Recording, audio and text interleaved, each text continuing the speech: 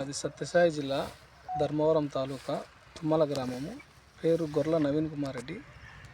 నేను BTech complete చేసి ఉద్యోగం మీద భరోసా లేక వ్యవసాయంలో ఏ సంవత్సరంలో బీటెక్ చేసి 2014 బీటెక్. గత 9 ఏళ్ళ నుంచి నేను వ్యవసాయంలో ఉన్నాను. ఎట్లా అనిపిస్తుంది అన్న వ్యవసాయం జాబ్ అంతా ఎక్కువ జాబ్ అంటారు కదా మీరు? నా సొంత ఎవరు నాకు ఇది లేదు. నా సొంత పొలంలో నేను వ్యవసాయం చేసుకుంటాను. నాకు గర్వంగా ఉంది. యూత్కి మీరు ఏమైనా చెప్తారా? జాబ్ అంటారు, రైతు నా యూత్ ఎవరు పరంగా వాళ్ళు చూసుకుంటారు. వ్యవసాయం ఉంటే వ్యవసాయం చేసుకునేదే మేలని నా ఒపీనియన్. వాళ్ళకి జాబ్ ఇంట్రెస్ట్ ఉంటే జాబ్కి పోవచ్చు. ఎవరు ఏ దాని మీద ఇంట్రెస్ట్ ఉంటే దాంట్లోకి వస్తే చాలా బాగా ఉంటుంది. మీరు దీనిపైన ఏమేమి మనకి సలహాలు సూచనలు? నా సలహాలు సూచనలు ఏం లేవు. ఏదైనా పని చేస్తే క్రమశిక్షణతో పట్టుదలతో చేస్తే అన్నీ సక్సెస్ అవుతాయి. మీ తోటను ఏమన్నా హార్టికల్చర్ అధికారులు ఏమన్నా వచ్చి సూచనలు సలహాలు ఏమన్నా ఇచ్చినారా? ఇచ్చినారన్న. ఇందాక కూడా అమరేశ్వరి మేడం అని లాస్ట్ మనకి హార్టికల్చర్ ఆఫీసర్ ఆమె ఇందాక కూడా వచ్చి విజిట్ అయ్యి పోయింది. ఇప్పుడు మీరు పంట కోసం ఎంత పెట్టుబడి పెట్టినారు, ఎంత దిగుబడి సాధించినారు ఈ ఏడాది? పెట్టుబడి అయితే ఫస్ట్ ఇయర్ 25 lakhs వరకు వచ్చింది పెట్టుబడి. Income 20 lakhs. దాంట్లో ఒక బ్యాలెన్స్ 5 లక్షలు పోను. ఈ పంటకి 10 లక్షలు పెట్టుబడి వచ్చింది. రేట్లు బాగా ఆశాజనకంగా ఉన్నాయి. పంట దిగుబడి కూడా చాలా బాగా వచ్చింది. ఈ సంవత్సరం ఒక 50 to 60 lakhs వస్తుంది. ఇది ఎందుకంటే సున్నితమైన పంట కదా, వీటికి ఎలాంటి జాగ్రత్తలు పాటిస్తున్నారు? చాలా జాగ్రత్తలు అన్నా. ఇప్పుడు బ్లైట్ కానీ దీంట్లో త్రిప్స్ కానీ సర్కస్ కూర కానీ ప్రతిదీ దీంట్లో చాలా కత్తి మీద సాము ఉన్నట్లే ఉంటుంది. దీనివల్ల చాలా జాగ్రత్తగా ఉండాలా. తర్వాత ఒక 4 నెలలు దాటిన తర్వాత దీంట్లో పండు ఈగ అనేది చాలా ప్రాబ్లము. దాన్ని చాలా జాగ్రత్తగా చూసుకుంటాను. ఇప్పుడు ప్రస్తుతము ఈ బీటెక్ చేసిన వాళ్ళు సాఫ్ట్వేర్ ఇంజనీర్ల కోసం వెళ్ళి అనతి కాలంలోనే తిరిగి ఇంటికి వస్తున్నారు. వాళ్ళకి మీరు బీటెక్ చేసిన తర్వాత ఎలాంటి సమాచారం ఇవ్వగలరు అగ్రికల్చర్ పరంగా?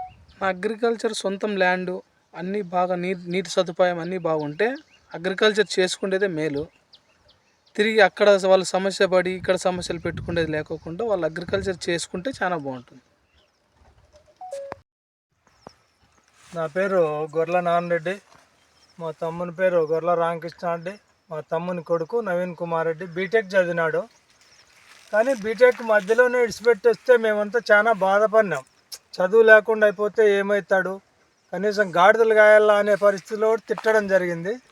కానీ పెద్దగా నేను ఏదో ఒకటి చేసుకుంటా అంటే వ్యాపారం లేకపోదామంటే టెన్షన్ ఎక్కువ.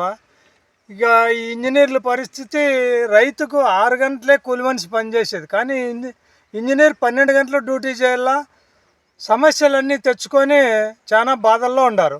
అందుకు ఈ అబ్బాయి నేను వ్యవసాయం చేస్తానని వ్యవసాయంలో చిన్న చెట్లు కూడా ఉన్నాయి. మళ్ళీ ఈ దానిమ్మ పెట్టి ఫస్ట్ సంవత్సరం కొద్దిగా 5 లక్షలు లాస్ అయితే వాళ్ళ ఆయన అంతా కూడా తిట్టినా, ఎందుకు దీంట్లో వరకు మనం ఇబ్బందులు పాలవుతామని.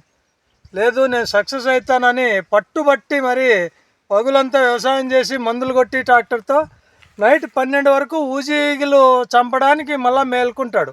చిన్న వయసు 30 సంవత్సరాలు.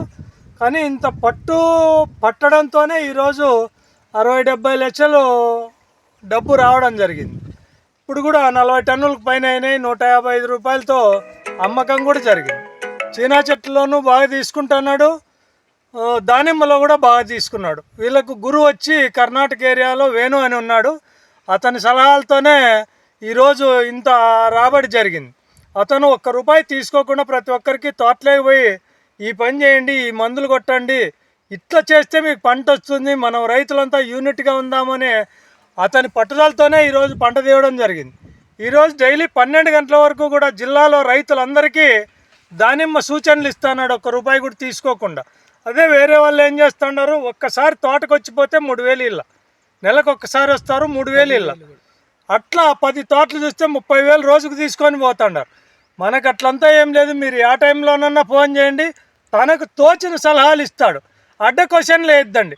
కినాల్ పాస్ కొట్టమంటే ఎక్లెక్స్ కొడితే బాగుంటుందా అంటే చెప్పేవానికి మనసు ఒప్పదు. దయచేసి జిల్లాలో రైతులందరూ దానిమ్మ రైతులందరూ సలహాలు తీసుకోండి. ఈ విధంగా మనకు ఎదిగే ఆస్కారం అవుతుంది. దిన్నము మొక్కజొన్న, శనక్కాయ, మన వరి ఈ పంటలు నాటి రైతు అప్పులపాలు అవుతున్నాడు. కూలీలకు కూడా సరిపోవడం లేదు. అందుకు ఇట్లా పంటలు పెట్టుకొని కష్టపడండి. ఇట్లా పిల్లలను, యూత్ను చదివిండే వాళ్ళని ఆదర్శంగా తీసుకొని ₹1 కూడా ఖర్చు పెట్టుకోకుండా మీరు పంటలు తీసుకొని ఒకరికొకరు సలహాలు ఇచ్చుకుంటే ఎంతో బాగుంటుంది. నేను వాళ్ళ పెద్దయిను, కానీ తోట అంతా అయిపోయినాక ఈరోజు తోటలోకి వచ్చిన. నాకు కూడా చేతులు ఎత్తి మొక్కుతాడు, దయచేసి తోటలోకి రాద్దు, నేను పిలిచినప్పుడు మాత్రమే నువ్వు రా అని. ఏ ఒక్కరిని అన్నలే, భార్యను కూడా తోటలోకి తోలకరాడు. అంటే ఎంత క్రమశిక్షణతో చేసింటేనే ఈరోజు ఈ పంట తీయడానికి జరిగింది. అంత పట్టుదల, కృషి అని దానికి పక్కన వాళ్ళు అనుకోవద్దండి వాడు రానీడు అని. రాని దానికి కారణాలు ఉన్నాయి. వైరస్ అటాక్ అయితే తోటంతా ఎత్తిపోతుంది. అందుకోసం రానిలేదు. మీరు చూస్తే ఏదో తోటంతా పోతుంది అనే ఉద్దేశం అయితే కాదు. దయచేసి రైతులంతా సలహాలు తీసుకోండి, మీరంతా బాగుపడండి, మనం అంతా బాగుపడదాం. ఆ క్రమశిక్షణతోనే రైతులు ముందుకు పోతున్నాం. ఎంతోమంది ఇంజనీర్లు రాండి, మీరు పంటలు పెట్టండి, అక్కడ నిద్ర లేకుండా డ్యూటీ చేసేదానికంటే మీరు మీ తల్లిదండ్రులతో కూడా హ్యాపీగా, పిల్లలతో హ్యాపీగా బతకచ్చు. జై హింద్.